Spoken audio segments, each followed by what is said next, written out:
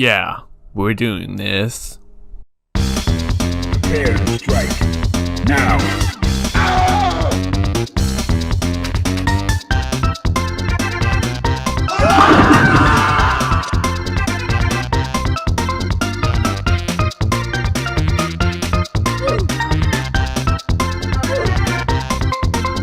Nice shot.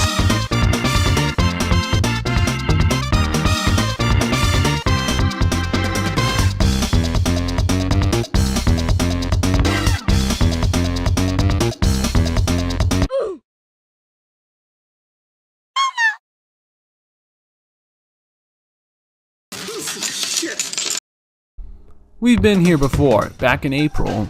I had just started playing this game I thought was really fun. I wanted to talk about it, but I think I jumped the gun too soon. The video was full of errors and misinformation I was rightfully called out for and denounced as the second coming of Chad Warden, so things were serious. I'm here to make lefts right. Gather around and prepare to get your lids flipped. We're not talking about any standard game here. We're talking about what may just be the greatest multiplayer game of our generation. Let me tell you about Sonic Robo Blast 2 Kart. Okay, it's not that serious, right? Let's start out with the basics. What's SRB 2K? Well, like any great story, it starts with Doom. Yeah, that Doom. More specifically, a source port of Doom, Doom Legacy. Back in 1998, a game known as Sonic Robo Blast 2 was released with this engine. Yeah, I'm not digging with you, this game was made back in 1998, and is still being worked on to this day. As you would imagine, because this is a fan game with a dedicated and long-lasting community, mods were made of the mod. Most relevant, SRB2 writers. Yeah, they recreated writers in this. It's not even that surprising with the amount of crazy mods I've seen for SRB2. Like, I just saw a Persona mod. Yes, turn-based combat and multiplayer. This crap is really cool. I want to try this someday. Anyways, this Sonic Riders mod has a separate Mario Kart mode. And well, that leads us to here. In 2018, a trailer was released for SRB2K by the Kart crew. And well, tons of updates and fan add-ons later, and here we are. Everyone to play a kart racer with constant updates, new characters, new maps, new game modes releasing all the time. I swear, I have like 500 hours in this game, and every time I join a server, I still see new maps. This game is 2 years old now, and so am I, so I figured now would be the best time to dig in. Or maybe not. Yeah, we're on the cusp of a pretty anticipated big update, V2. I feel like I'll mostly be safe with what I say here not being outdated, but we'll see. If you're looking at this, you might be thinking, oh, this is just some neat little side mode of a fan mod, just a cool experiment to show that it could be done, it's nothing special. And well, everyone's wrong at one point in their life, because this is far beyond that. It's its own game, with its own dev team leading it, and its own fans supporting it. I mean, I myself have never played SRB2, so consider that. If you come in here playing Mario Kart, you're gonna wonder why you're getting last every race. Assuming you're racing, the goal of the game is to come in first. Real obvious. You've got your four main options: accelerate, brake, which you'll actually be using here, drift, and item. Most racing genre stuff applies here, like I don't need to tell you that you go slower in off-road areas, right? I recommend opening the OpenGL bat file if your computer does OpenGL. You get some more visual options, like if you don't care for the sprites, you can have items and characters be 3D models. They look nice, but I'm a spritey. Anyways, let's start with the characters and their stats. Starting out, there's not a lot. Bonus cares comes with the game, and even some vanilla servers host it, and it definitely adds some more flavor and variety. Take a look at this. This is the stat block, or stat graph, stat dick. I don't care. Point is, this is where you'll see your character stats. Max speed, acceleration, handling, weight. These affect a lot. Looking at the stat block, you can probably get the picture that you can't have both a ton of max speed and acceleration. Same with handling and weight. Think about choosing your max speed and acceleration in F-Zero.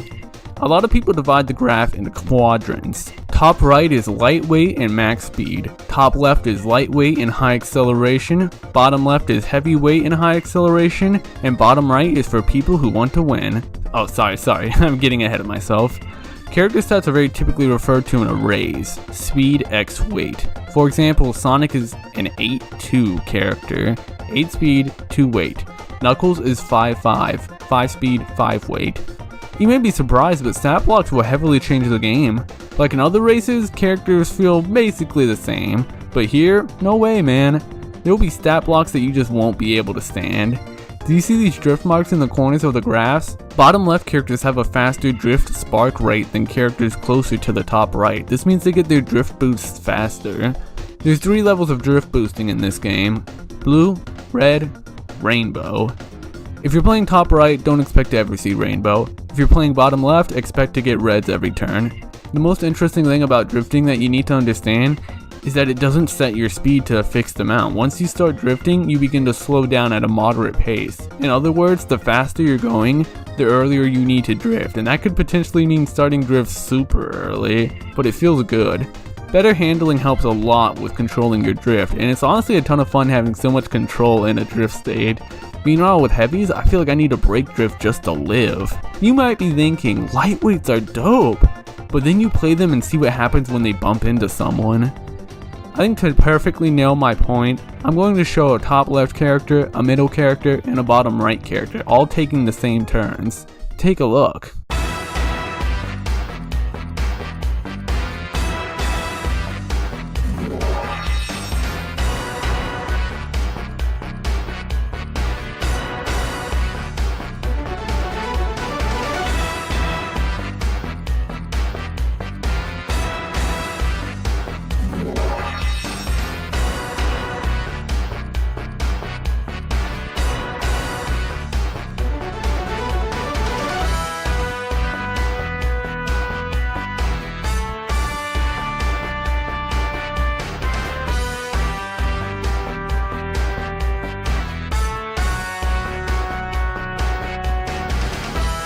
As you can see, they all take the turns differently.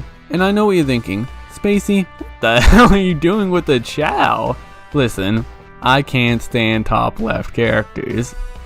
You may be thinking that acceleration characters kinda suck, because their only benefit is that they move faster after they get hit, and really good players might not even get hit, but hey man, we're gonna make a little bookmark to come back to on acceleration characters. Come on. Pick your favorite bookmark. I'll use this one. I like this one. We'll get back to the acceleration characters. They have a secret trick. Anyways, if you don't know who to pick, go for mid.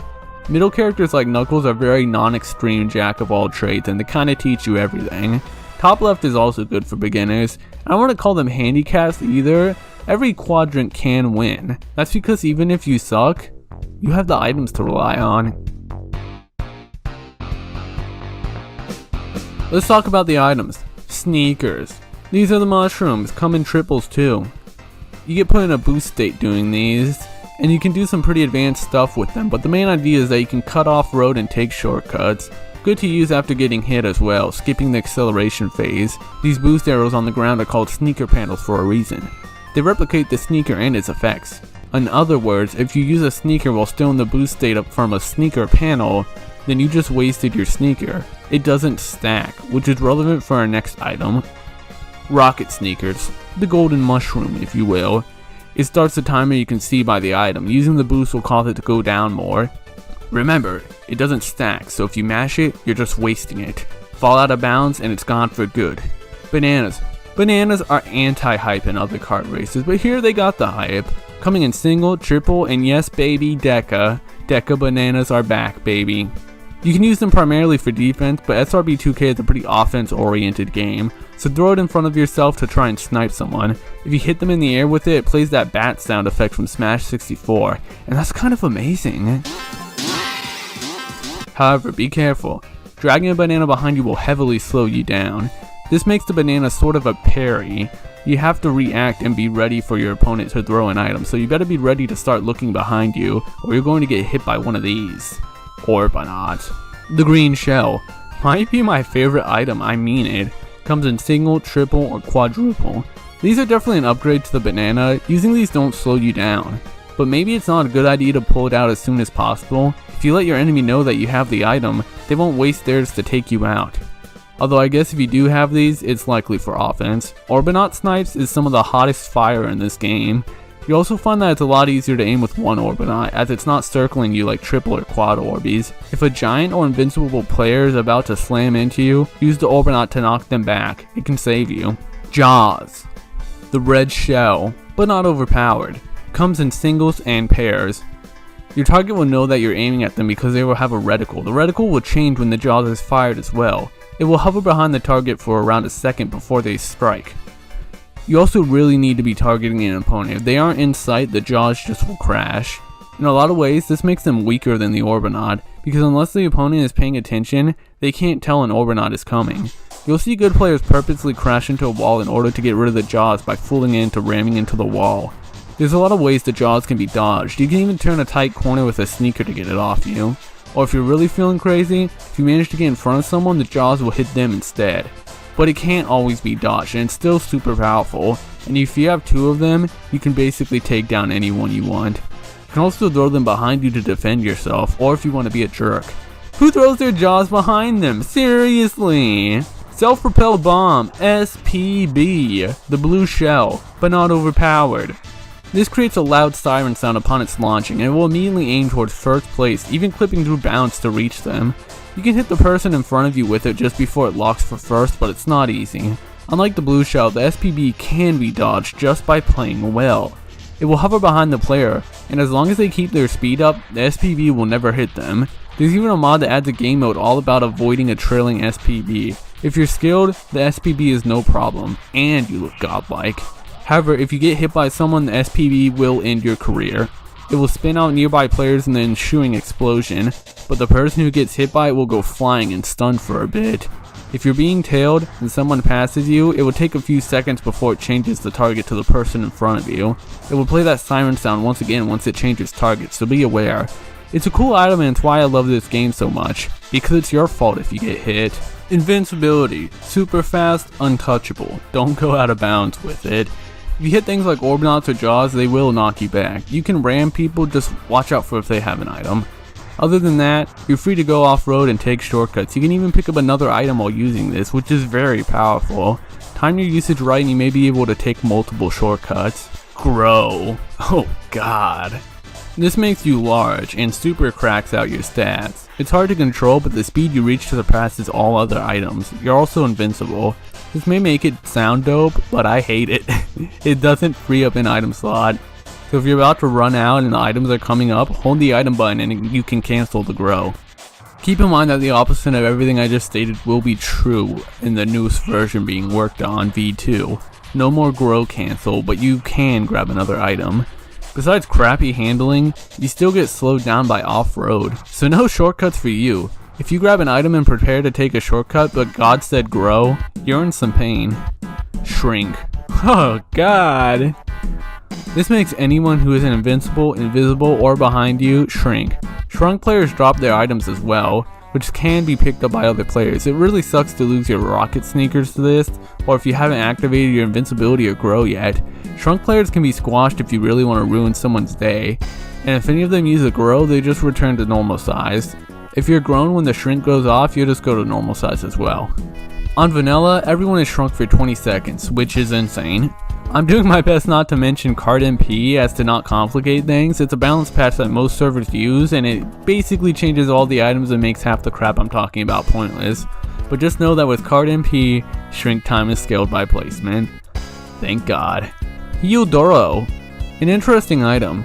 You steal someone else's items, which if they're about to take a shortcut, then good job, that person's day is ruined. You can also become invulnerable and invisible. The best perk of this honestly is that off-road doesn't affect you, giving you access to some shortcuts. This crap is obnoxious. If you're holding an item for any length of time, it's gonna get swiped. Use your sneakers while you got them. I swear, there's like a targeting formula for this, like the longer you're holding an item, the more likely it just goes for you. Ball hog, a shotgun of 5 balls that ricochet off walls. They pierce too, so holding something like a banana or Jaws won't shield you. This can make it seem like a good idea to shoot it in front of you, but then you realize you just put yourself in the middle of a bullet hell game, and you're just going to get hit. It's by now I should mention that most projectile speeds are based off your speed when you fire them. This is most noticeable with Orbeez. If you're zooming and shoot, they'll zoom too. In this case, if you're hitting a slow drift and fire the ball hog behind you, you've basically created an unblockable wall that other players just have to respect. Last thing to know is that the balls don't cause any knockback, so you can't block invincible or grown players from crushing you if you shoot them behind them. You can't block jaws or Orbeez with them though. Eggman Monitor. It's the fake item box. Picking it up will cause you to drop your current item like you got shrunk, and then start a countdown. Time's up, you blow up, damaging other players around you. You can end the countdown early by pressing the item button. So if there's other people around you, or maybe you want to hold the brakes and become a suicide bomb, go for it. Also a good idea to do it before the next item set or sneaker panel so you can get your speed back quick. These can be thrown in front of you and they make for one of the most deadly snipes of them all. Just know that if you get sniped, your opponent is still behind you, so be sure to get them back. The kitchen sink.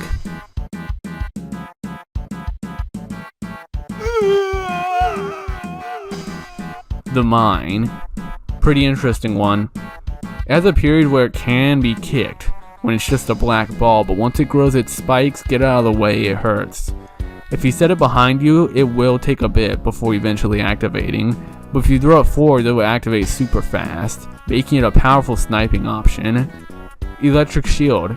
Like the horn from Mario Kart, press item once, it surrounds you. Press item again, it releases an electrical strike.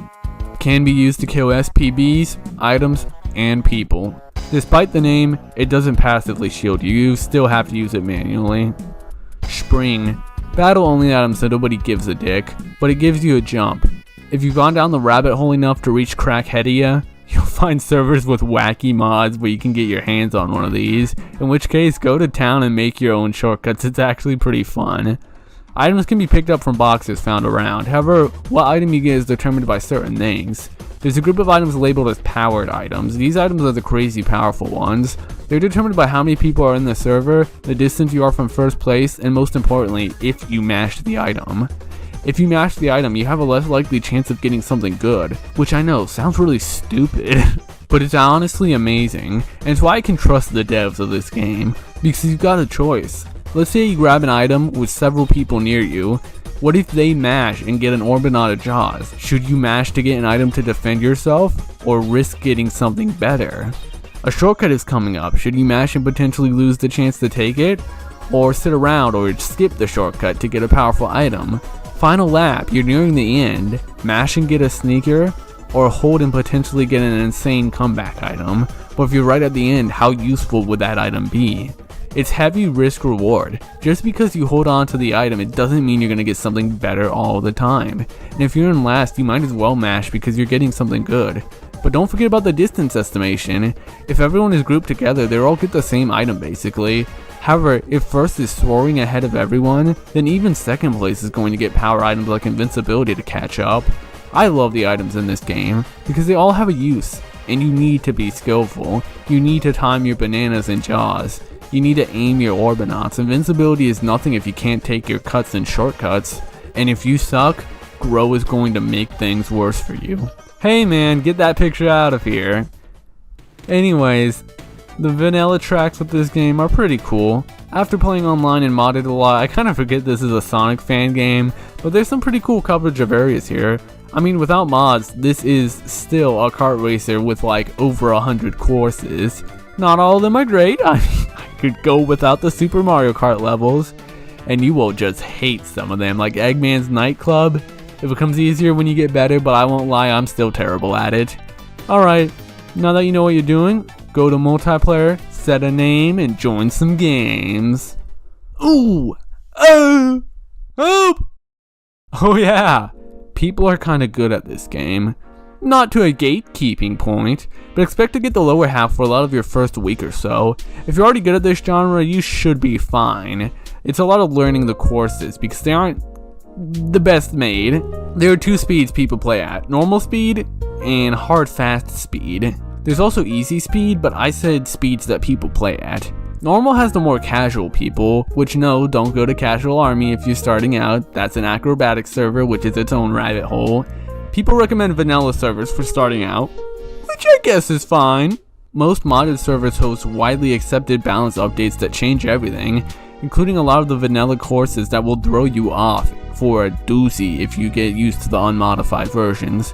There's no AI yet, so if you're afraid of getting slapped up online, then you can practice offline and also through record attack. Although I'll be honest, there's godlike players that will basically always get first, but there's still a lot of new players and non-tryhards. You won't always get last jumping in.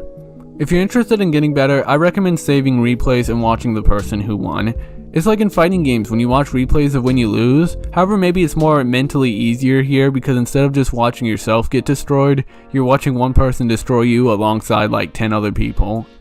I'm not too knowledgeable on netcode. I'm a fighting game player, so all I know is delay bad, rollback good. I think this game uses peer-to-peer though, and while I see people call it bad, I actually like it. It basically expects everyone to have good internet. If your internet trips up for a second and you break the ping limit, see ya! You're out of the server. It's good though, because you ever play Mario Kart online and the connections are so whack that you hit someone on your screen, but on their screen they dodged the item and in fact weren't even there because they already lapped you 12 times and now have the world record on the track? Well, that doesn't happen here. People aren't teleporting around using instant transmission and flash steps to dodge your items. Worst inconvenience is that when someone lags out or someone laggy enters the server, the game will stutter for a bit, which has the potential to kill your race, but that's kinda life, This game also offers split screen, both online and offline. It's pretty good, but I wish other players could pause the game and change their character individually. And I also don't like how I never get to hear the stage music for longer than 5 seconds because all I hear is the power-up music. Hey, you wanna see something cool? Meet me at my mall. Coconut Mall. Welcome to my mall. I'll give you access for now. I'm going to show you some of the hottest tricks and secrets the world doesn't want you to know about. Pay attention, because this is the last few seconds of your life. I'll be using the drift gauge mod to provide visuals for you. Watch this. This is an important technique. It can only be done while in the sneaker boost state. It allows you to carve tight curves while keeping your speed. It gives a nice secondary use for the sneaker if necessary. It's done by drifting, holding a direction, and then releasing the drift while still holding the direction. It can be done at any time while in the boost state, and you don't even have to have a charged drift boost to do it. It's really cool because it's one of those things you do naturally. Like it was designed with that input in mind, that the player would release their drift if they're about to crash and hold a direction. A real second nature thing. I actually had trouble describing it because it's just a natural movement. It's more of a recovery option than something you can get an advantage over. It's not entirely easy either, and if you mess it up it can really feel like you just wasted a sneaker, but man does it feel good. If you're a scrub, you might think there's no difference between drifting in the air and on the ground, but there is. These are bounce pads. Red ones save your momentum, yellow ones reset things. If you notice the meter, you can see that I'm still drifting even in the air, and when I land, I got red. You can even release mid-air for a kind of air dash. I think V2 is going to make this easier. I managed to pull one off by bouncing off this person's head. Feels cool as hell. It's some hype alright. Springs won't charge your drift, but it'll pause where you are, so you can continue charging when you land. Airtime in general allows you to reposition yourself, especially with the yellow springs, so you can hit these at a nasty angle on purpose and then reposition yourself in the air, and you're good. It's like a more interesting version of those cannon transitions from Mario Kart. For a real swag strat, you can even hit the 360 and then continue your drift. It's hot. Note in V2, you'll be able to charge your drift boost off springs. Bounce pads will be gone, but will probably be ported over pretty fast, so don't worry. Another important tech with drifting is brake drifting. Definitely a bigger advantage with heavyweights. It lets you take these turns easier, while still keeping your drift score. I'm not sure if it's faster to brake a bit to get a red drift, or just to chain blues. It's good for if you end up drifting late on a turn. Remember, the faster you're going, the earlier you drift. Easiest trick! Just hold the accelerate button when you recover from being out of bounds. Giant window. Just hold the button when you're respawning. Alright, class is over. For now. You may be wondering, why is this game dope? I swear, this has to be one of the most clip-heavy games I have ever played. Like, the most insane stuff happens that will blow your mind. And it's not even every once in a while. It's all of the time. And it's usually just part of the physics. Like, after getting hit, you're put in this state where you can just go flying if someone touches you. It's just a really funny game in general. It's hard to explain why, but it's like a slapstick comedy. Like, it's brutal, the kind of stuff that happens. But even when you get golfed across the map, it's always possible to make a comeback. And maybe you just have to be in the right mood, because on the other hand, sometimes you get reminded that this is a super janky game made in an old Doom source port. but a lot of the time, this just feels like the most addicting multiplayer game I've ever played. Hell, even the single player is fun. The game just has such kinetic energy. You get hit or fall off, you aren't done for the race. You don't have to slowly crawl back to normal speed. Nah, give it a second and you're back to zooming, always in the game. And thanks to add-ons, anyone can add any character, level, new game modes, everything. So let's talk about the cool mods. There's some crazy stuff like, did everyone play Team Sonic Racing, but good? A mod that slowly eliminates people in last? Team modes, crazy battle shenanigans, and more. But first, you know, if anyone can put any character in.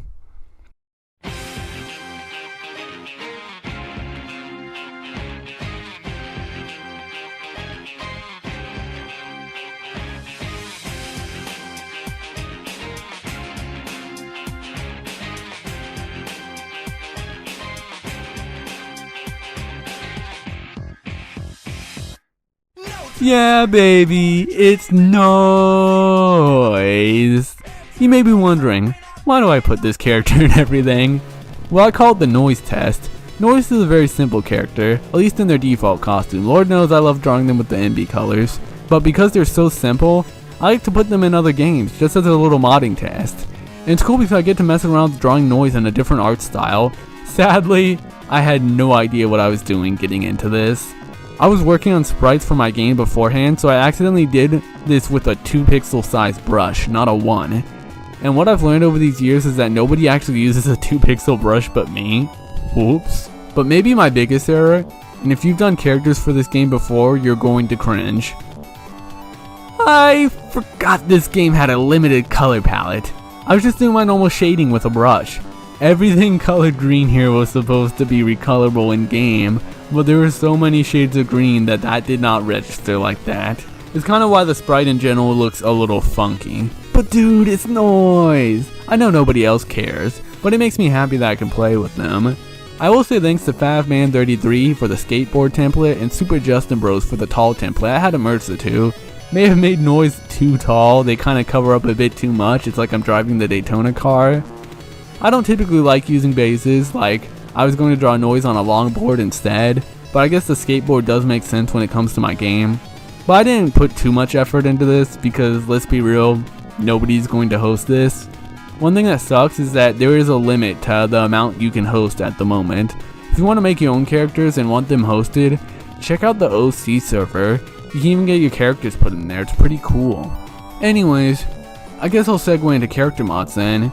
This is what makes me forget that this is a Sonic racer. You see people racing as everyone. People call it Mugen Kart Racer for a reason, like everyone is here. I played as a Terraria Slime, a Fall Guy, Gino, John F. Kennedy, an extremely large assortment of anime characters that look the same to me. It's insane. You will likely always find a character you like in a server. It's great. And if I can't find anyone I like, I can fall back on my cute robot dudes. What can I say? I'm a robot lover. With that in mind, why do none of you gyms host Omachow? And don't tell me that question answers itself. Omachow is cute. Come on. I'm calling you out in VJR Elimination. You used to have Omachow, man. Oh well. At least some servers have Maestro. They're pretty cool too. Don't worry, I'll be covering CBM someday. Sonic, Robo Blast, and Mega Man 8-Bit Deathmatch actually do have a lot of parallels. Before I start out with the two big mods, I'd like to start out with the executable I'm running. I'm using the community-made Moe Mansion. This combines a lot of features that I used to use from Bird Mod. It also allows you to go far beyond the 35 FPS, and all sorts of other neat options. Even this sick camera mode that swings with you, and I do mean sick, because it makes me sick. I wish I wasn't extremely sensitive to motion like this. It kind of reminds me of those arcade machines that were like 4D experiences where you sit in a chair and you're like driving a car around and you feel the wind blowing in your face and the chair shaking all around. You guys know what I'm talking about, right? Anyways, let's start digging deep. Let me tell you about the two big mods you'll find the most servers use. Kart MP. Here's a big one. This is a big reason why I prefer modded servers over vanilla. Kart MP is a balance patch that removes a lot of annoyances with vanilla SRB 2K. There's a reason most servers host this. Bump spikes, better respawns, there's a bit that's all configurable. Most importantly, haste. Hey, pull out that bookmark, because this is what I was referring to. Acceleration trick. Haste. Haste allows characters with lower speeds to have longer drift boost duration. So that state you're in when you land a boost, wind in your face and you're breezing through, this saves acceleration characters, because let's be real, speed is far superior if they play perfect. But with haste, the skills are more evened out, in an interesting way. I love playing acceleration characters with haste, like, hey, I'm a Gamma main and it's not just because he's cute. Well, maybe. I just like the wind in my face. I hit the hard drift and I just soar through. I get hit by an item, I come back quick. With haste on, acceleration characters focus on always being in the zone, always being moving. Chain those drifts and stay in the boost state, always moving, gliding, flying. Okay, I'm getting too poetic, but it's really fun. Sure, you'll still get ultra outsped by people, but land some drifts and you'll start sliding past people. It doesn't just affect acceleration characters, it's just the closer you are to acceleration on the chart. It's an increasing multiplier, so people in mid still get an advantage. It's cool. Host mod is the other big one. It gives a lot of client and server side options. For the players, it allows you to restat, changing the stat of the current character. So maybe I want to play Oma Chow, but I really don't want to play top left more than I already don't. So I can make them a heavy. Another cool one is Iron Man. Typing Iron Man in console will randomly give you a character at race start. This is nice if you just want to play some random stat blocks and don't care who you get. But if you type Gyron Man on the other hand, for Mayarte, you get a random non-vanilla character. Pretty neat. There's also code for random colors, auto excel, but hey, this video's long enough. With that in mind, let's speed through some random gameplay mods I like. Team Sonic Racing. Here's a hot one. Every race you get paired with 2 other players, sometimes just 1 if things get unbalanced. You do have the features of TSR. You can give items, follow your partner's trail for a boost, and even go super invincible mode. It's super cool and impressive, but kinda depending on your team knowing what to do. Friend mod. I wish more servers had this mod. This adds teams to Kart. And all these mods have little customization things, like you can client-side team change the colors if you want, although orange-blue is best for the colorblind. I really like all the different team names, and most people probably won't get some of these references. What makes this mod cool though, is that you can set a chance for it to be teams, like 20% chance a race will be team mode.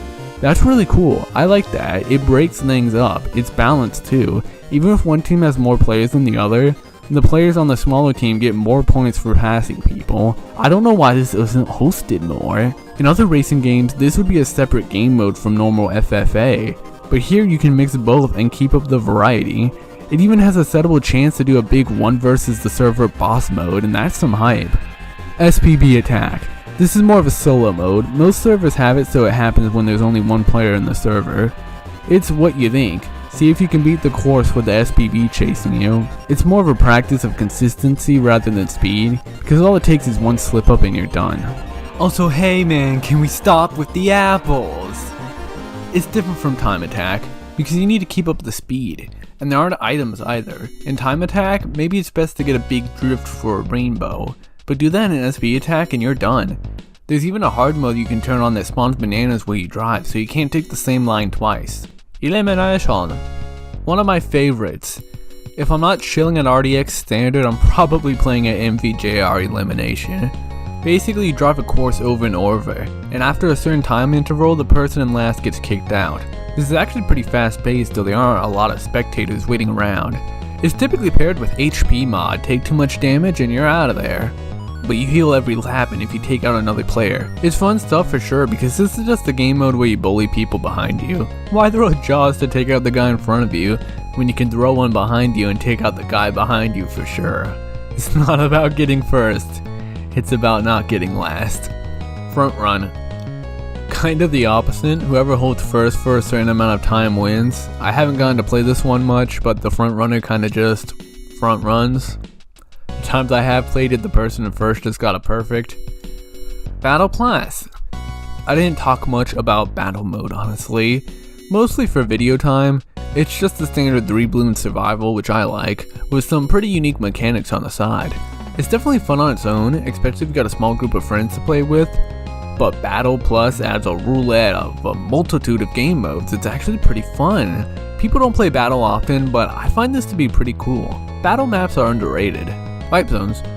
A pretty cool game mode that can be played by yourself or with others.